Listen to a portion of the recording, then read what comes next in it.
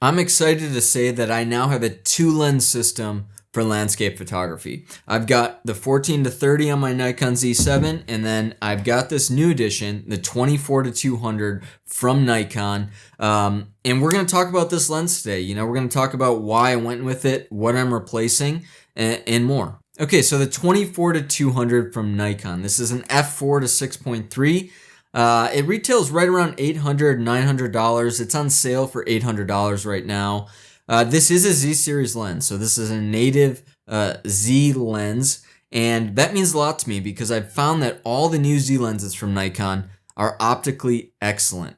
I mean, they're blowing away the DSLR counterparts. So even though usually when you're dealing with such an extended range like this, 24-200, 18-300, super zooms like that, usually those are referred to as like being cheap or not having great optical quality. I think it's going to be different for this lens. I think we're going to be very surprised with what we find. Now, I'm replacing two lenses, the 24-70 f4. This is a kit lens that comes with the Z7. I call it a kit lens, but like I said, all the Z series glass is excellent. This is sharper than the 24-70 2.8 I was using on the DSLR mount.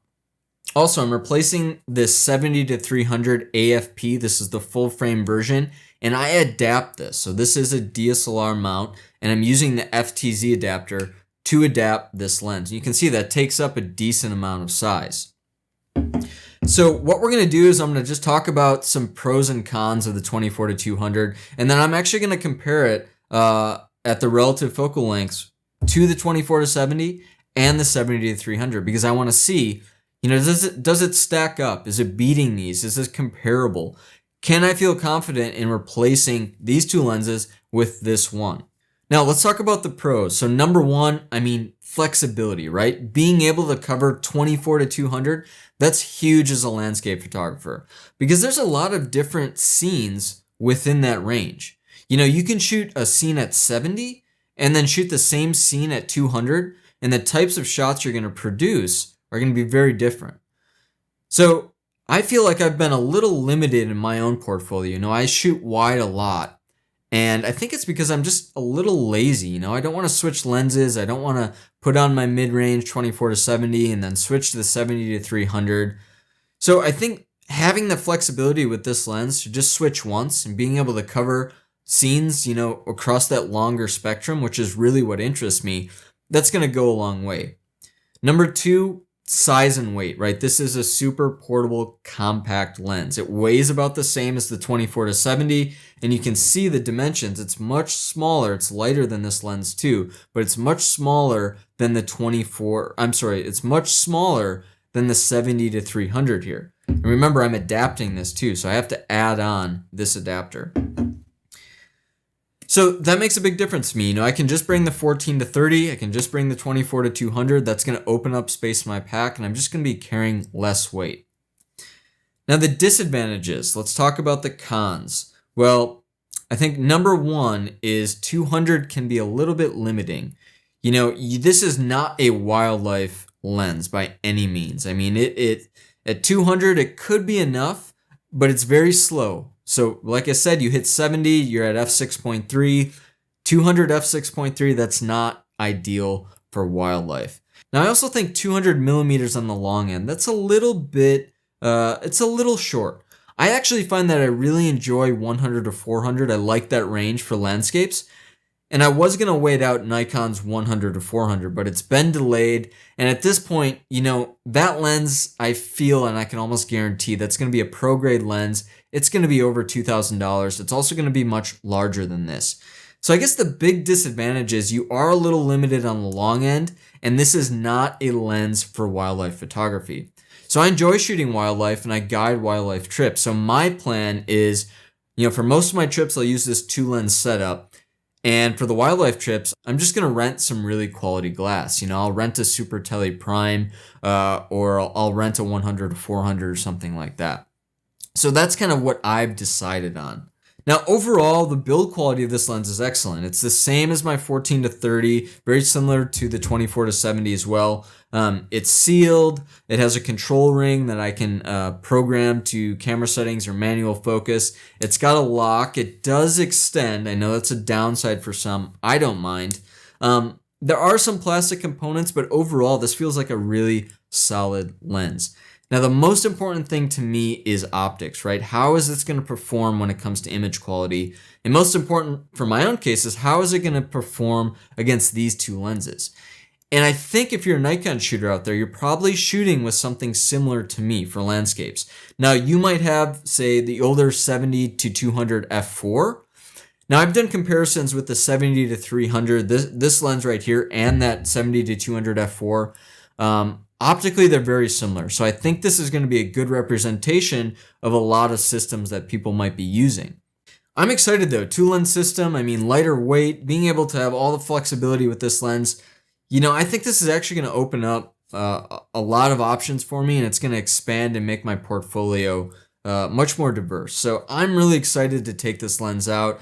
I'm going to the Pacific Northwest next week. I'm going to test it out. Let's get to some image quality review. Let's compare it against the 24-70 f4 and the 70-300, see how it stacks up, and really see if I can be comfortable, you know, replacing these two lenses with this one. Okay, so let's check out some image quality samples here.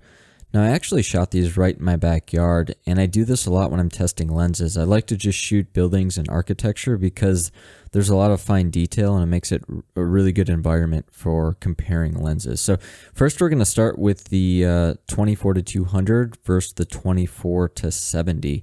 Now, you can see these two images, the color reproduction is a little bit different, but what I'm most concerned with is sharpness here. So we're just going to zoom in on both. And, you know, I'm just going to make some comments. This is my first time looking at these. And to my eye, the 24-200, this is at 24 millimeters. It actually looks sharper than the 24-70 at 24 as well. We'll see if this stays true in the corners. And this is to be expected. As you can see, it's a little softer in the corners, the 24-200 is, and I'm zoomed into 100%, so we are doing a little bit of pixel peeping. This could easily be corrected for with sharpening in post. What I'm really concerned with, though, is kind of the central part of the frame. I know I can kind of fix, if the edges aren't too bad, which I don't think they are, you know, a little bit softer. But that center of the frame is looking really, really good to me. You know, I think the 24-200 is looking sharper in the center at f8 than the 24-70, a little softer in the edges. So let's look at another example here. So this is at 70. So let's see how these stack up at 70.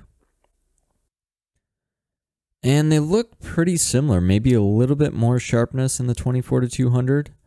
But they look, both files look really good. So at this point, I am very impressed. We can look at the edges again, but I'm very impressed with the 24-200. Yeah, the edges, the corners kind of do pretty well at 70 here. Maybe just a little softer in the 24-200.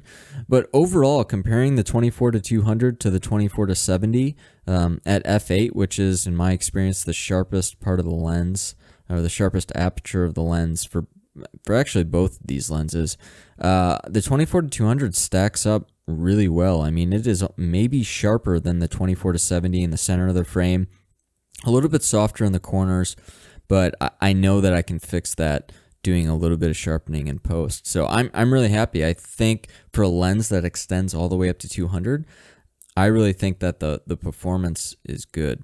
So overall, I'm really impressed with the 24-200. I think it stacks up really well against the 24-70. It actually may be sharper in the center of the frame, which is pretty amazing for a lens that covers 24-200. A little bit softer in the corners and the edges, but that's okay in my opinion because I know I can fix that in post with just a little bit of sharpening.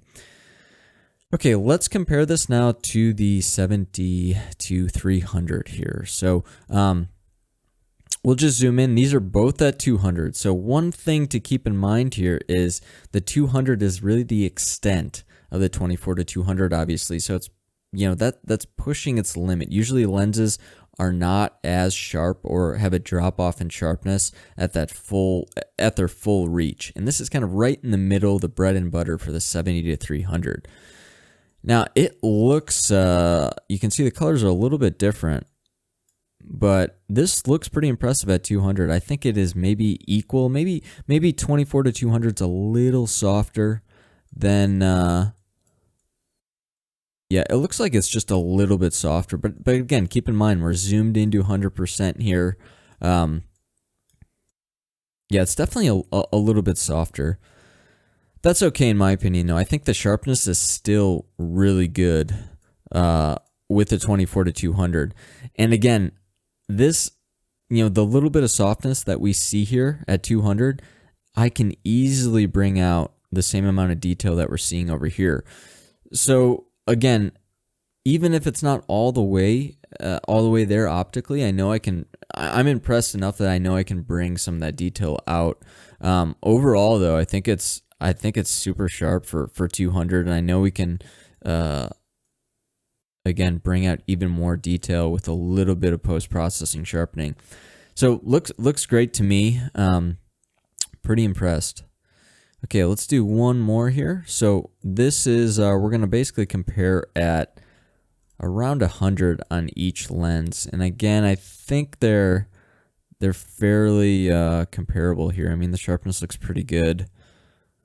I think that to see a difference, we'd really have to zoom in to 200% or more. And at that point, we're really, diving into pixels. So, overall, I'm really impressed. I think the 24-200 is almost beating the 24-70, and I think it is very comparable to the 70-300. Now remember that 200, that's the extent of the range for the 24-200, where with the 70-300, that's kind of right in the middle. So I would actually expect the 70-300 to perform a little bit better, and it does. But again, the main benefit is I'm cutting my weight and size in half, really.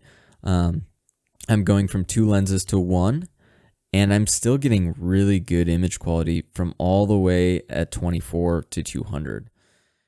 Overall, I'm really happy with the 24-200. It's not a perfect lens, but in the comparisons, I mean, it does really well to match the performance of the 24-70 and the 70-300. And like I said, with a little bit of sharpening, you can bring out even more detail. So I'm fully confident in kind of replacing those 2 lenses with this 24-200, and the savings in size and weight is 100% worth it to me. And the versatility, that I can shoot a scene all the way from 24-200 without changing a lens, that's going to go a long way. So I hope you guys enjoyed the video. Thanks for watching, and if you are shooting Nikon, I really think you should consider picking up the 24-200.